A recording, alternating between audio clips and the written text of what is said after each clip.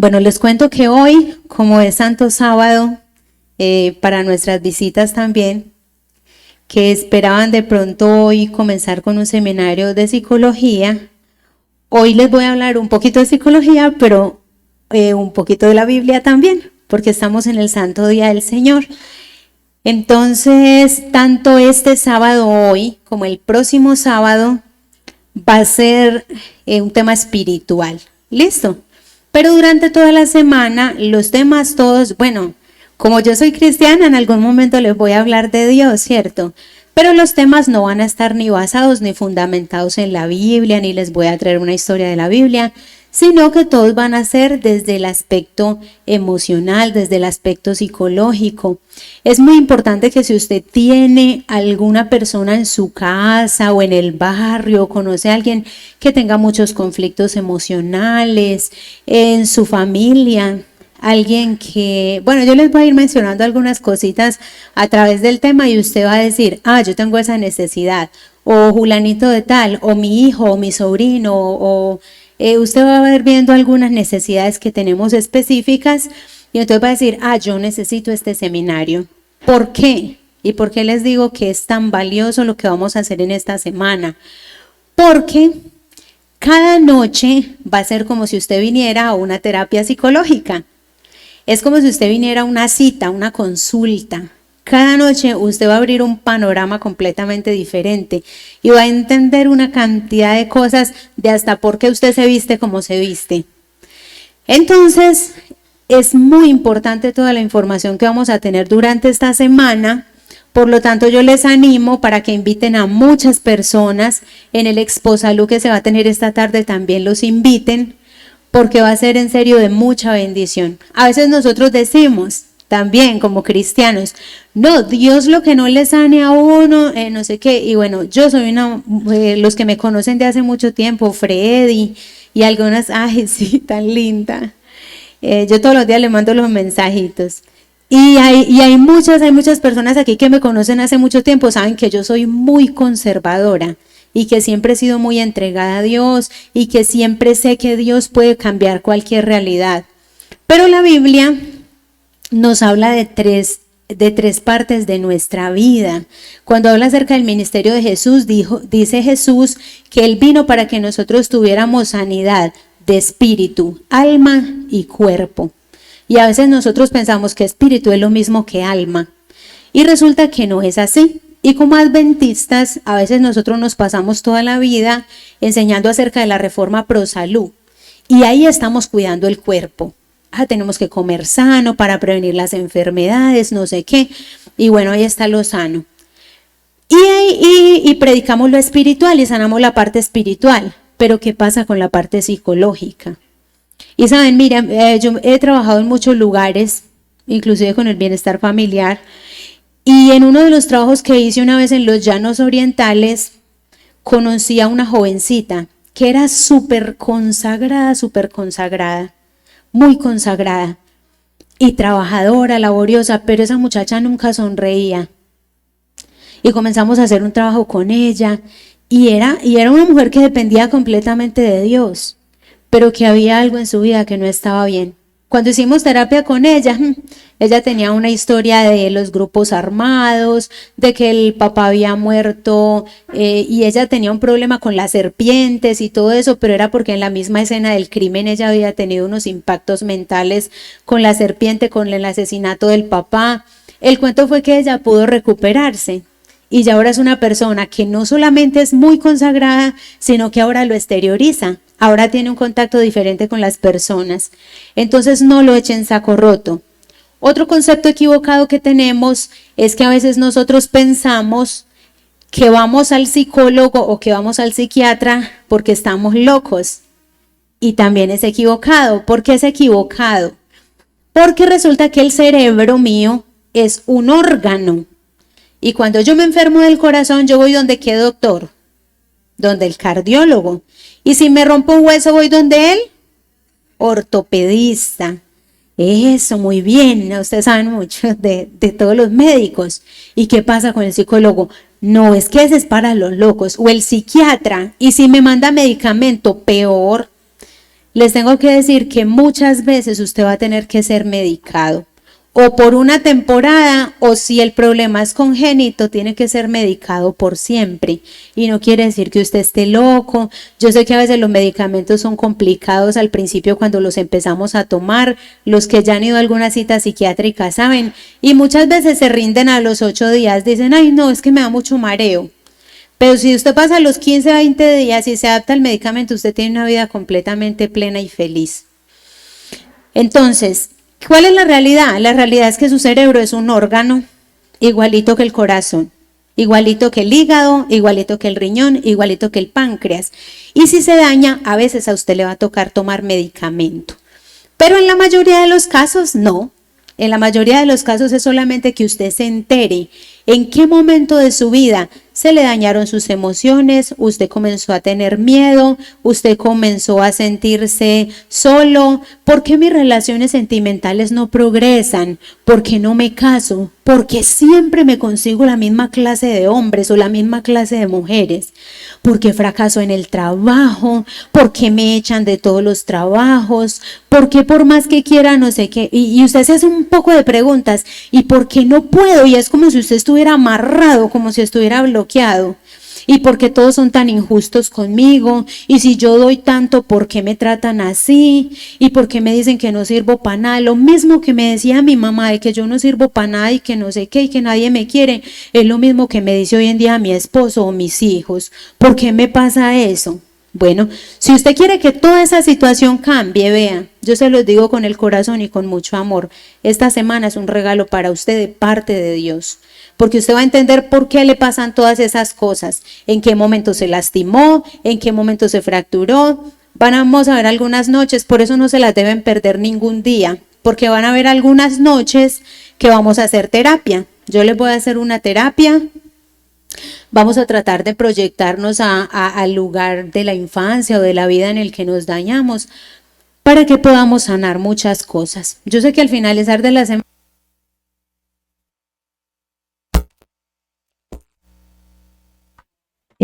sí. Usted al finalizar la semana va a ser una persona muy diferente. Entonces, esta es la invitación. Ya en ese momento va a tener el tema. El tema es un tema espiritual, como les digo. Voy a tomar un personaje de la Biblia y lo voy a llevar a su vida psicológica para que también nos quede el mensaje espiritual, porque el propósito de Dios es un propósito en usted. Entonces va a ser una bendición en este momento que vamos a hablar también de Dios. No importa la religión de la que usted sea, si somos de otra religión, si igual esa es la misma palabra de Dios para todos. Entonces hoy vamos a tener un tema espiritual que nos va a ayudar a entender muchas cosas. Y durante la semana todos los temas van a ser como si usted fuese a una consulta. Van a aprender demasiadas cosas que les van a ayudar a otros también. Entonces ya sin más preámbulos vamos a comenzar. ¿Listo? Vamos a comenzar con el tema de hoy. Entonces oremos. Amado Dios, gracias nuevamente por la oportunidad de estar aquí y por todas estas personas. Yo sé, Señor, que no solo los has escogido a ellos, sino a muchas otras personitas para que en esta semana puedan cambiar sus vidas. El diablo ha creado muchas estrategias alrededor de nosotros para frustrarnos, para dañar tu plan, para dañar tu propósito y para que nosotros seamos insuficientes, inútiles en tu obra y una cantidad de cosas. Pero tú nos vas a liberar. Por eso, Señor, quizás he tenido tantos obstáculos para tener esta campaña, pero sabes, Señor, que a pesar de la condición de salud, yo voy a continuar y yo sé que tú me vas a dar fuerza y me vas a dar sabiduría para que esta semana sea de mucha bendición. Quédate con nosotros y haz tu obra, Señor. Por favor, haz tu obra en cada persona. En el nombre de Jesús te lo rogamos. Amén. Amén. Bueno, vamos a ubicarnos en el libro de Génesis, en el capítulo 37, porque pues generalmente los sermones míos yo los baso, los que me conocen también saben que siempre los baso en algún personaje de la Biblia. Entonces hoy les voy a hablar de este personaje que todos ustedes conocen muy bien. Yo sé que hasta las personas que no son religiosas lo han visto en las películas de Semana Santa, que es la historia de José, ¿cierto? Bueno, El tema de hoy titula ¿Cuál es el propósito de Dios para tu vida? El propósito de Dios para tu vida o el propósito de su vida. Tome el título como a usted mejor le parezca. Y resulta que nosotros a veces cuando hablamos acerca del propósito de nuestra vida tenemos la idea equivocada de que el propósito mío es ser el mejor abogado, el mejor ingeniero, el mejor papá, el mejor arquitecto y me gasto la vida completa. No, la educación de mis hijos o yo voy a ser el mejor en esto. Y usted sueña con alguna profesión en específico. No, yo voy a ser médico, veterinario, no sé, maestro. Y entonces usted dice, no, y se pasa preparándose toda la vida. Es más, hay personas que se preparan para casarse. Y se leen muchos libros de psicología, del hogar, y yo voy a hacer un buen... Y a veces ni siquiera se casan, ¿cierto? Y se pasaron todo el tiempo estudiando ese tipo de cosas. Hay algunos que se ríen. Les ha pasado. Bueno, entonces resulta que yo les quiero decir que el propósito de Dios para su vida no es ese. Y yo se lo voy a demostrar con la Biblia. Le puedo demostrar cuál es el propósito de Dios para usted. Y cuál es el propósito. Y por qué en la oración dije también que a veces Dios lo tiene, el diablo, estratégicamente ha creado alrededor de usted una cantidad de cercas, una cantidad de vallas, una cantidad de miedos, una cantidad de preocupaciones en las que usted pierde y pierde y pierde y pierde el tiempo y no llega al propósito que Dios tiene para usted. ¿Cómo así? Les voy a hablar de José. Miren, la Biblia me dice que José venía de una familia muy conflictiva y disfuncional, como la mayoría de las familias hoy en día. Miren lo que dice el capítulo 37 de Génesis. Habitó Jacob, ustedes recuerdan quién era Jacob, Israel, que se casó con 2 mujeres y tuvo 2 concubinas, o sea 4 mujeres. Tenía un mundo de hijos, ¿cierto? Y los hijos de este y los hijos de aquel. ¿Ustedes se imaginan la dinámica familiar? Ese mundo de celos, conflictos, porque a mí, porque a este, quiero más a este, quiere más a aquel. Mejor dicho, me imagino la guerra campal que había en esa casa. Dicen, y habitó morando su padre en la tierra de Canaán. Esta es la historia de la familia de Jacob, versículo 2. José, siendo de edad de 17 años, guarda ese dato, 17 años, porque a veces nosotros creemos que la edad es una excusa para hacer muchas cosas, pero yo les voy a demostrar hoy que no. Jacob, siendo José de 17 años, apacentaba las ovejas con sus hermanos, y el joven estaba con los hijos de Bilha, con los hijos de Silpa, mujeres de su padre, y la Biblia me dice, miren, si nosotros analizamos el trasfondo de esta familia, nosotros podríamos decir, y bueno, en psicología, también en neurología, a veces se avala, y bueno, es verdad, es verdad. Cuando yo lo estudié en la universidad, yo decía, pero sí será. Y cuando lo leía en los libros de Elena de White, porque también están los libros de Elena de White, hay un libro que se llama Consejos para la Iglesia, es como un compendio de testimonios para la iglesia. Bueno, en ese libro hay el capítulo 9, creo que dice, hablando acerca del vicio secreto. ¿Sí saben cuál es el vicio secreto? Sí, bueno, para los que no saben, el vicio secreto es la masturbación. Entonces, hablando del vicio secreto, ella dice que a veces los que tienen ese tipo de prácticas creen que ese tipo de prácticas se queda allá y que usted está cometiendo un pecado, pero que nadie se está dando cuenta y que usted con eso solo se está dañando a usted mismo y no está afectando a nadie. Pero resulta que ella dice que en la información genética suya queda ese tipo de comportamientos y a veces se traspasan a la generación siguiente y sus hijos puede que hereden ese tipo de prácticas. No solamente eso, sino que se dañan una cantidad de órganos impresionantes. Si usted desea, busque el capítulo, se llama Pureza de Vida, algo así. En ese capítulo ella explica todo eso y cuando yo lo leí por primera vez, yo dije, porque yo siempre he sido muy escéptica. Y yo decía, esta Elena de Guay, sí será verdad. Pero cuando entré a la universidad y me tocó ver neurología y me tocó ver muchos casos y estudiar muchos casos, yo dije, todo lo que Dios dice en algún momento a través de sus siervos, Él lo dice por algo y es verdad. Y entonces ahí lo confirmé. Entonces usted podría venir y decirme esta mañana, ay hermana, pero es que eso es lo malo, que como mi papá era tan gruñón, o como mi papá era tan depresivo, o como era tan peleón, entonces por eso es que yo soy así, y yo no puedo cambiarlo. Pero yo les quiero decir que no es así. ¿Por qué? Miren la vida de la familia de Jacob. Primero veamos a Jacob. Ustedes recuerdan a Jacob. ¿Jacob qué hizo? Le robó la primogenitura a su hermano. ¿Sí recuerdan?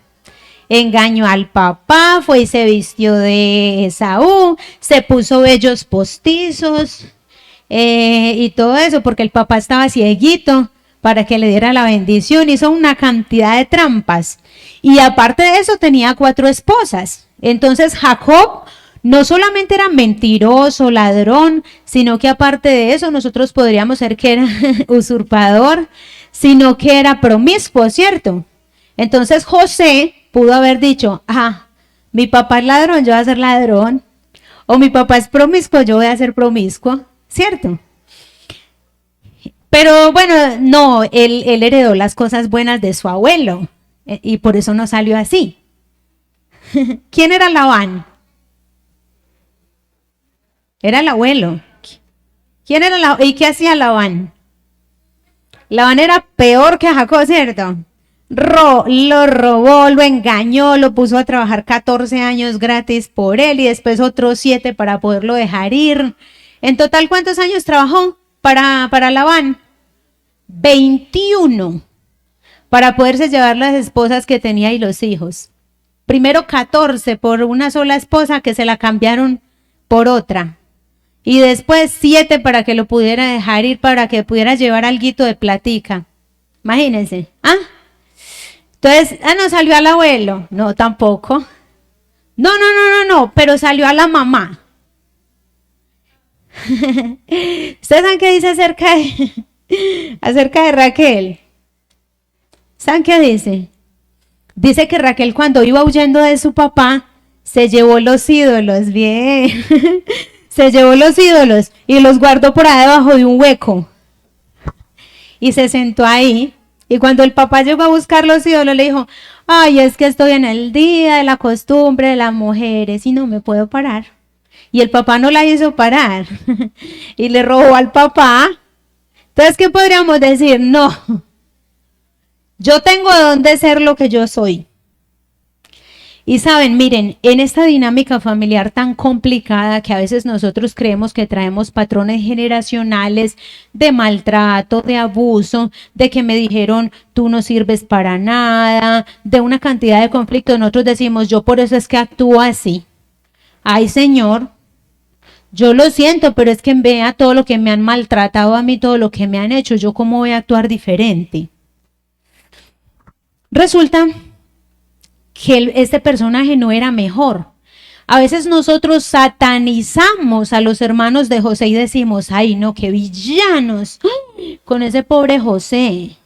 ¿Cómo lo van a vender y cómo lo van a maltratar así? ¡Qué pesar! Ay, no, y nos escandalizamos por todo ese maltrato tan horrible, ¿cierto? Y porque lo vendieron y porque planearon matarlo.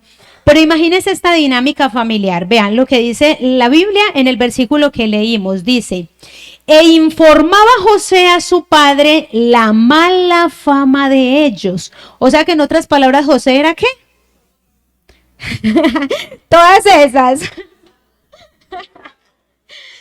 Sapo, soplón, chismoso, todas, sí. Todas esas. Se oyó bonito el coro. Qué gracioso.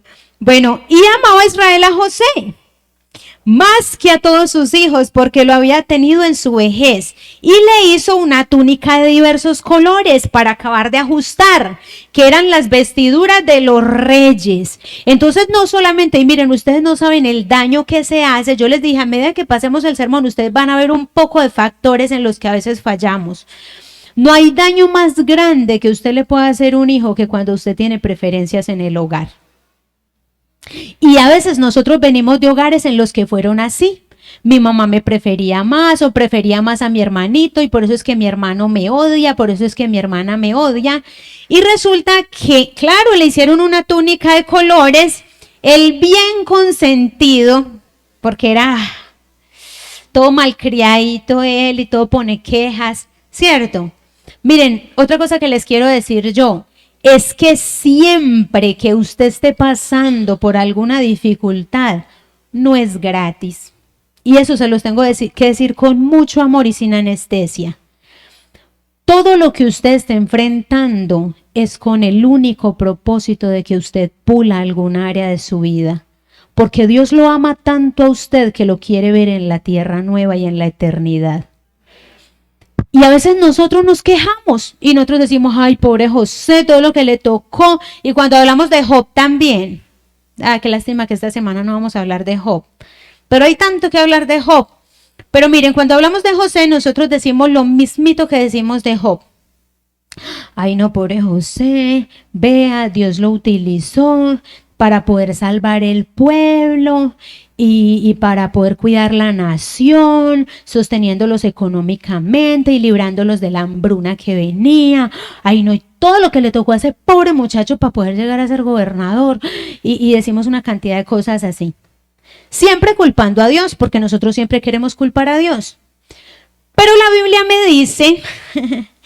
Biblia me dice que este José tenía muchas cosas que pulir. Y las principales estrategias que Satanás va a utilizar para dañarlo a usted y para dañar el propósito que Dios tiene para usted, el primero es que a veces nos pone una familia complicada. En el caso de José le puso una familia complicada. Y la segunda estrategia es que lo hace complicado a él mismo. Y resulta que todos nosotros somos complicados.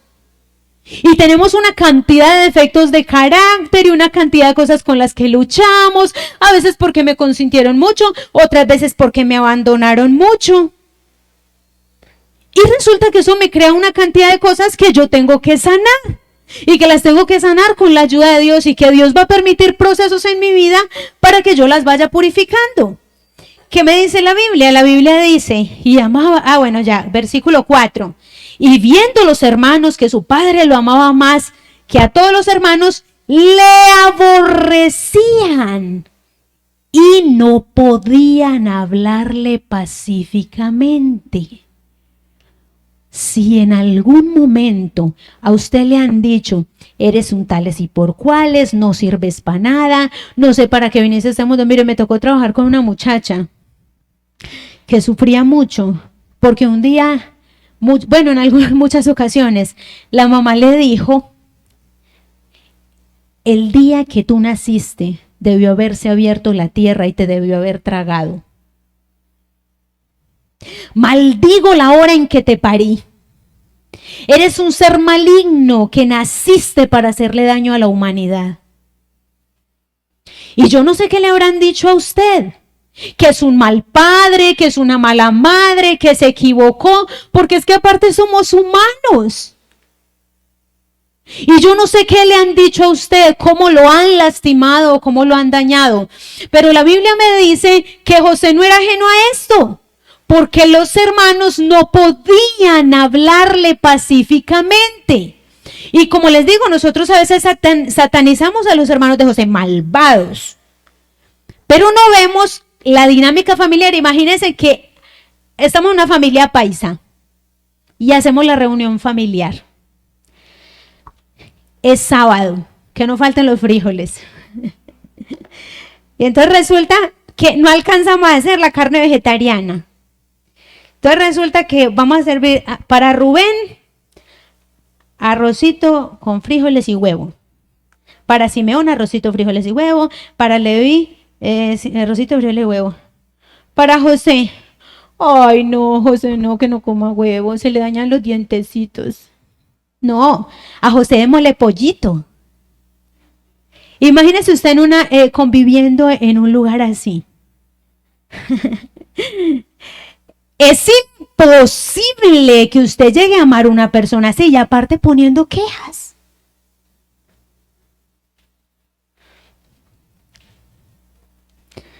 Pero José está loco.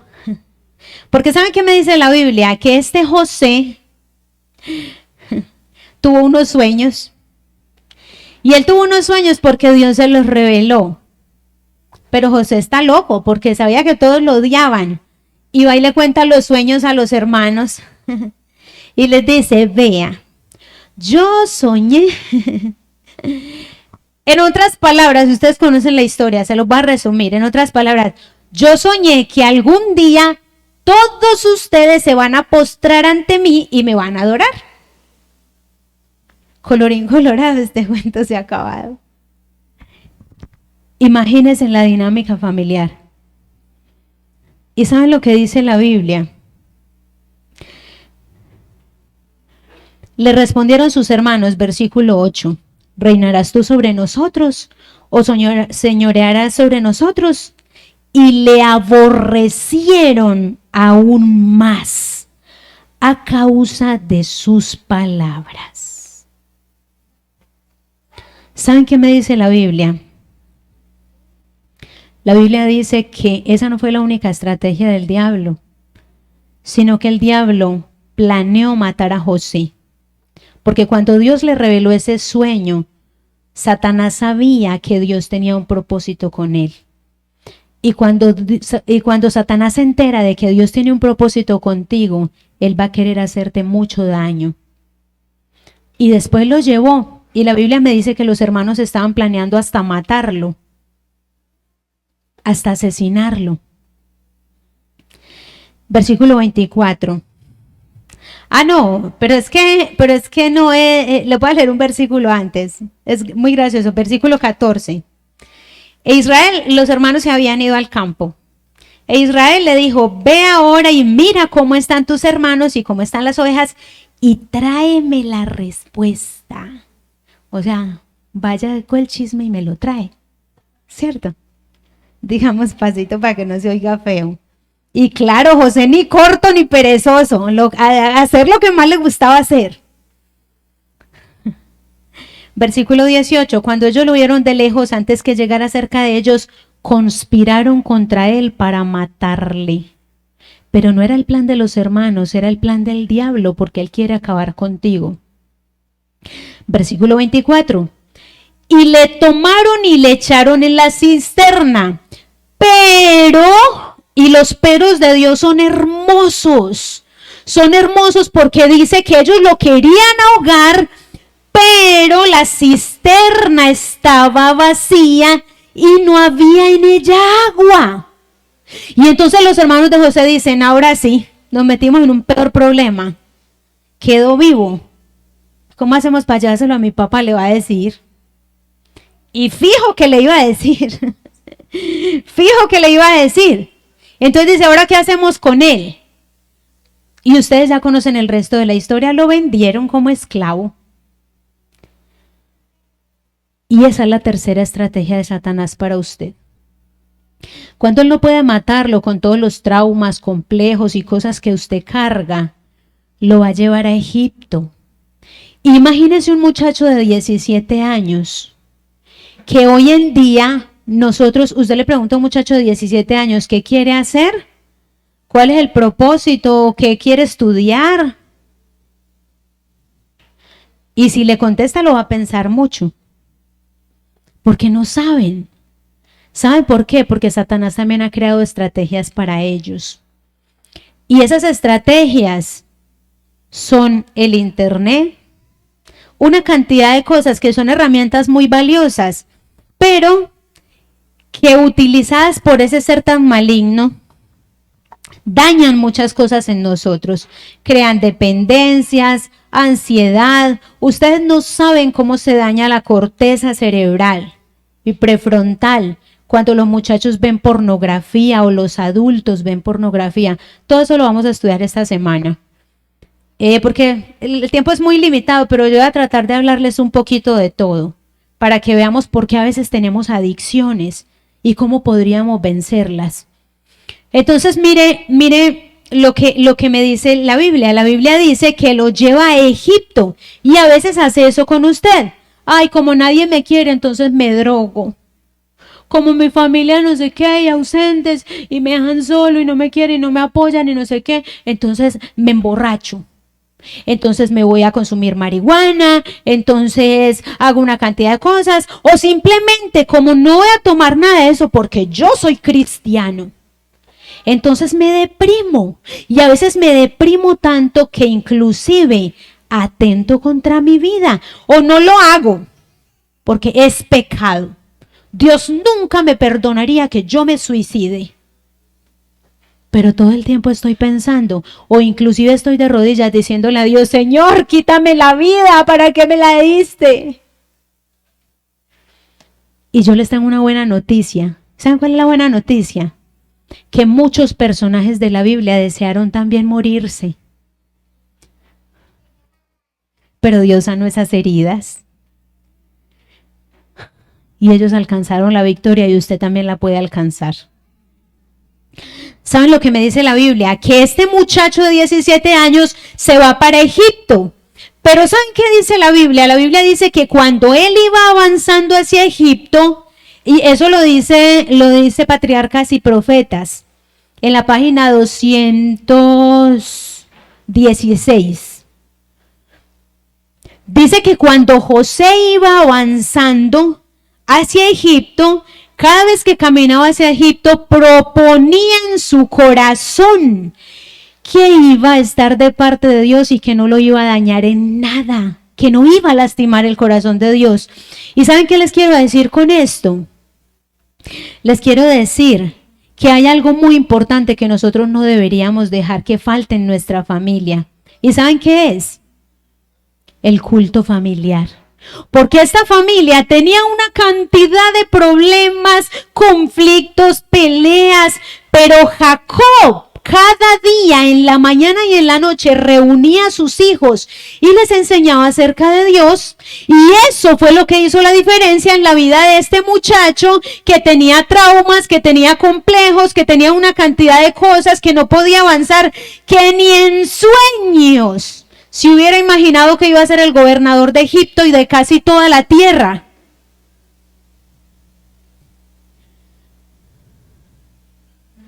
Con todos esos miedos y con todas esas inseguridades, Dios iba a hacer algo grande en él.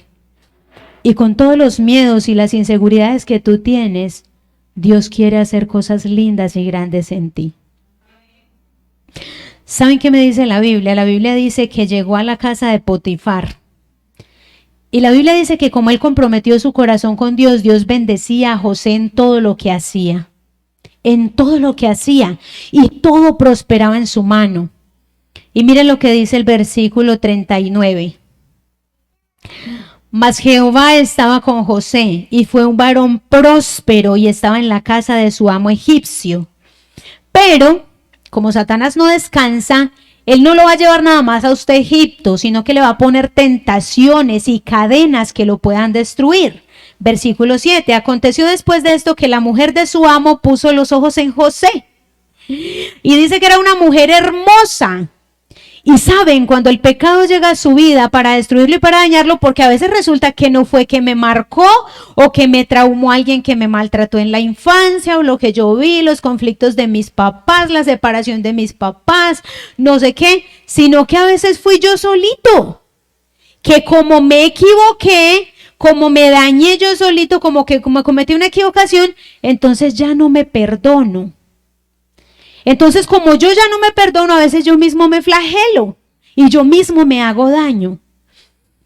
¿Y saben qué dice la Biblia? Que esa es la estrategia de Satanás, llevarlo a usted al pecado. Pero este joven había prometido en su corazón no contaminarse con nada de pecado. La Biblia me dice que las tentaciones para José no eran así, que esta mujer llegaba y le decía a José: ay, José, cómo hueles de rico hoy, o cómo te queda de linda esta ropa. No, eran fuertes, eran directas. Miren lo que dice. Y le dijo: duerme conmigo. Y era un muchacho, por eso ninguno de ustedes, y eso era lo que les quería decir al principio, ningún muchacho puede venir con la idea de la adolescencia y de las hormonas y todo eso. Hermana Yuri, es que yo no me puedo controlar, es que soy adolescente, tengo las hormonas a 280 kilómetros por hora. No sirve el argumento. La Biblia me dice que José era un jovencito y que era una mujer hermosa y que él tenía las hormonas a 280 kilómetros por hora porque era un adolescente. ¿Saben qué dice José? Versículo 9. Pero en la mitadcita. ¿Cómo pues haría yo este grande mal y pecaría contra mi padre que está por allá lejos y no se da cuenta ni de lo que yo estoy haciendo, ni sabe que estoy vivo? ¿Cómo haría yo este mal y pecaría contra mi amo que se ha portado tan bien conmigo y que me ha dado todo y que confía en mí y que no sé qué y no sé cuántas? ¿Sí dice la Biblia así? No.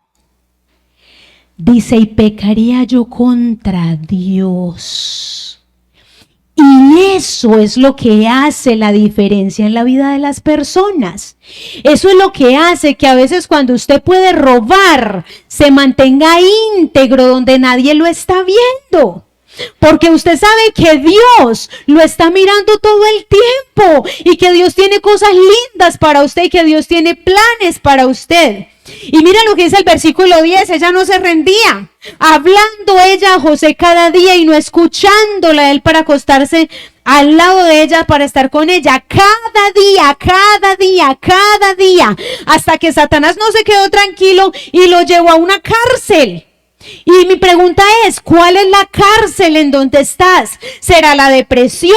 ¿Será la angustia? ¿Será los miedos? ¿Por qué no avanzo? ¿Por qué no consigo ese trabajo? ¿Por qué no soy capaz de dejar este hombre que me maltrata? ¿Por qué no soy capaz de, de dejar este vicio, esta tendencia? No soy capaz de dejar esta droga, no soy capaz de dejar el alcohol. No, lo único que me calma a mí es ver películas toda la noche.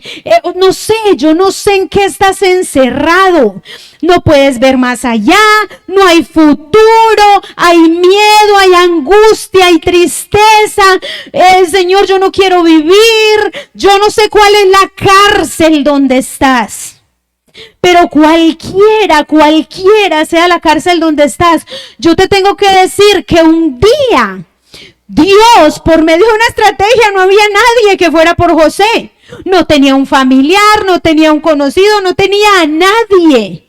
Y Dios con su mano poderosa, con un sueño, con una estrategia, lo fue y lo sacó de la cárcel. Y yo quiero decirte que ese mismo Dios está dispuesto a rescatarte a ti. Está dispuesto a sacarte de esa cárcel en la que estás, de lo que no te deja avanzar, de lo que no deja que el propósito de Dios sea una realidad en tu vida.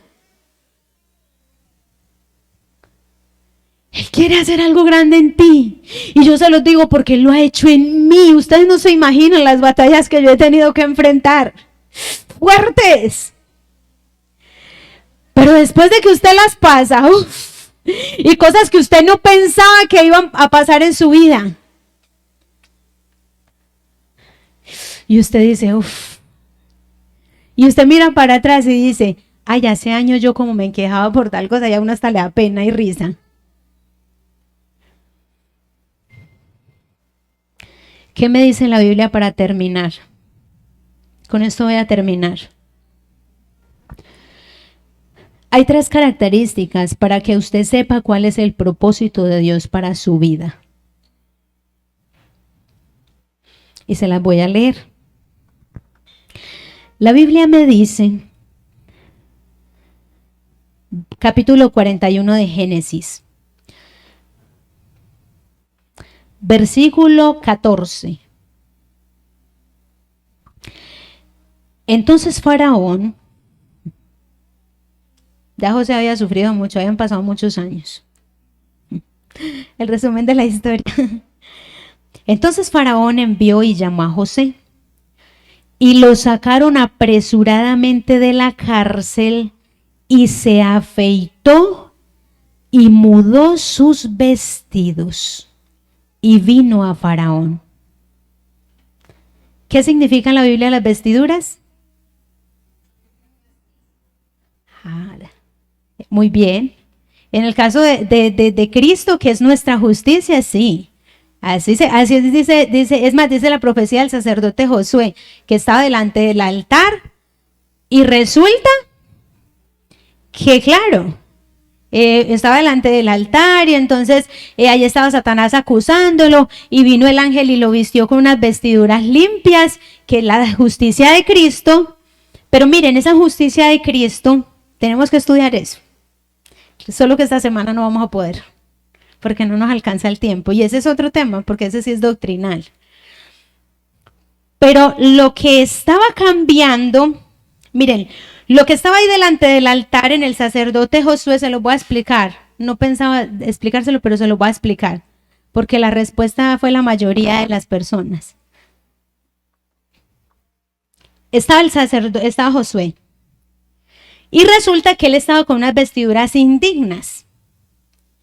Resulta que esas vestiduras, según la Biblia y según esa profecía, si ustedes la estudian a profundidad, es nuestro carácter, es las acciones, lo que nosotros hacemos.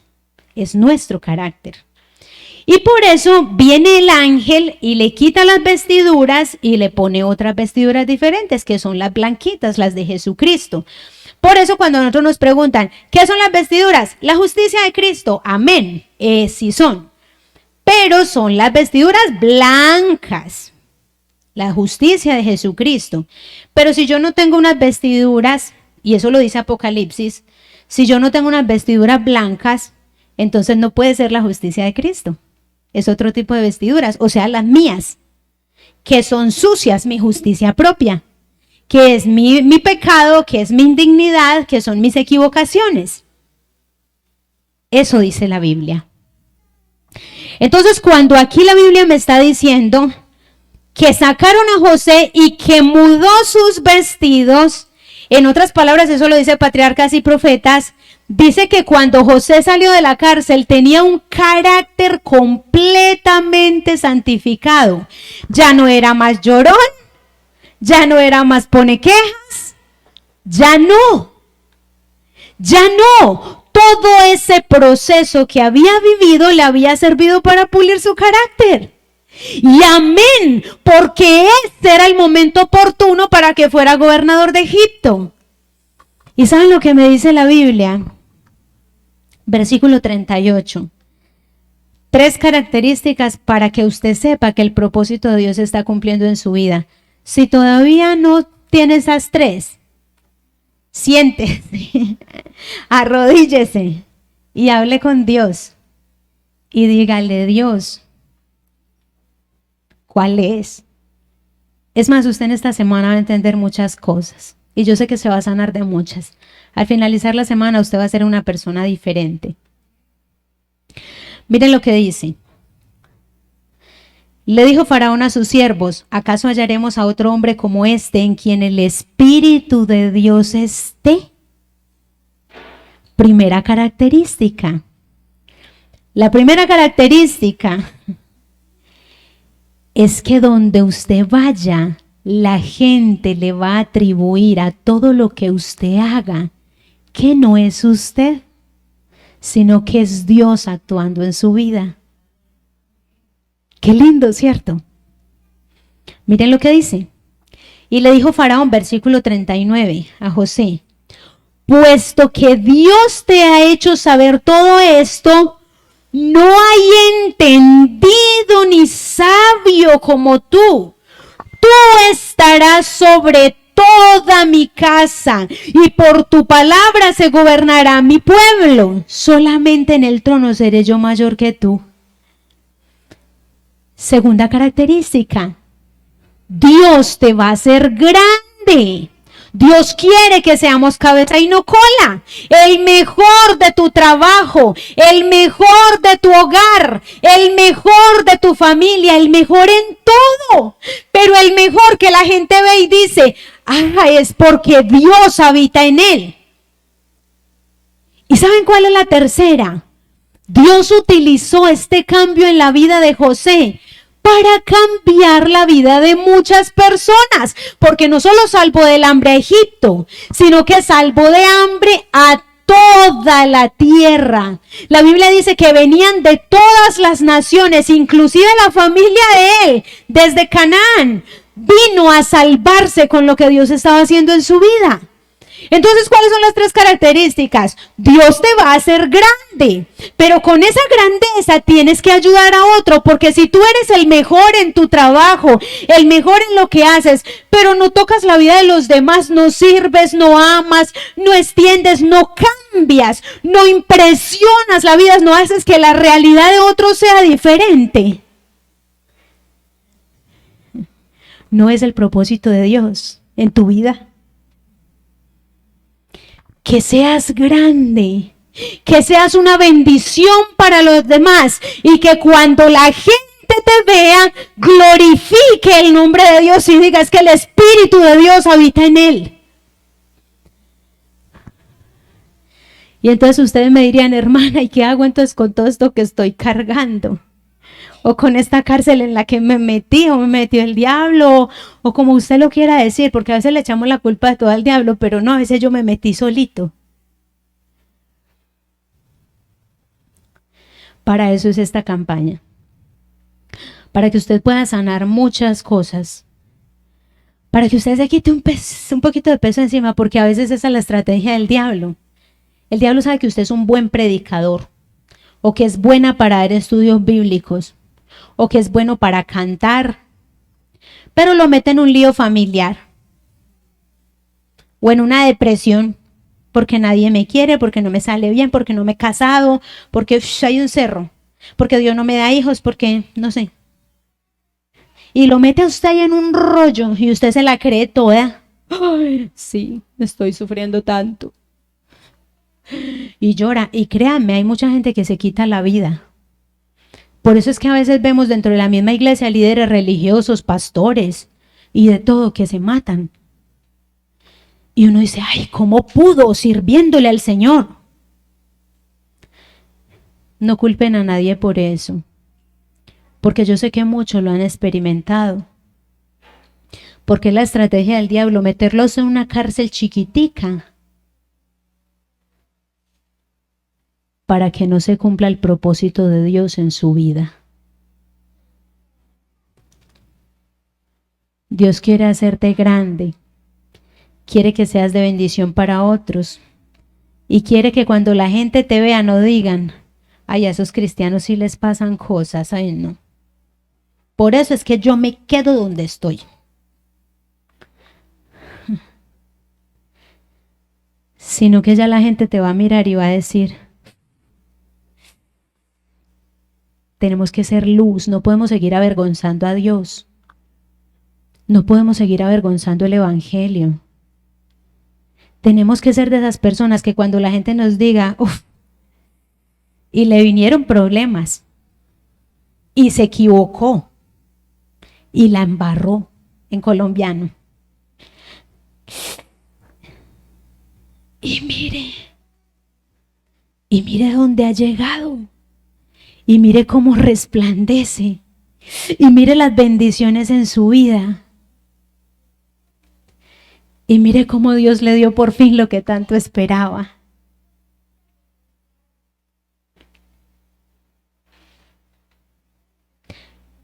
Dios te quiere sacar de esa cárcel.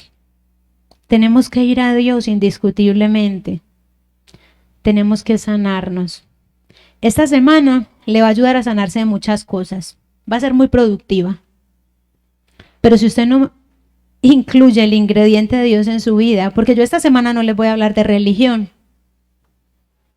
No. Si usted no incluye a Dios en su vida,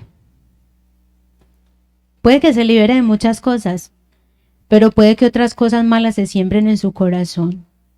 Porque el factor determinante es que Dios pueda ser el motor de su vida y que la gente pueda identificar tu grandeza, tu bondad, tu felicidad, esa sonrisa que ningún problema te puede quitar, esa paz indescriptible. La gente solamente la va a poder atribuir a alguien que es capaz de transformar las vidas, y ese es nuestro amado Dios.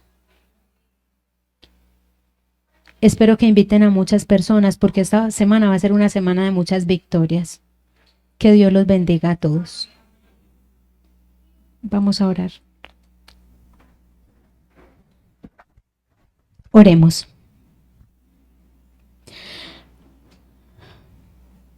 Amado Rey del universo, gracias porque tienes muchos, muchos sueños para nosotros. Porque aunque el enemigo ha querido frustrarlos, tú eres capaz de levantarnos donde ya nos esperan milagros. Sabes, Señor, que yo me he equivocado mucho y he visto tu poder, he visto tu gracia cuando ya nadie creía que podía ser posible.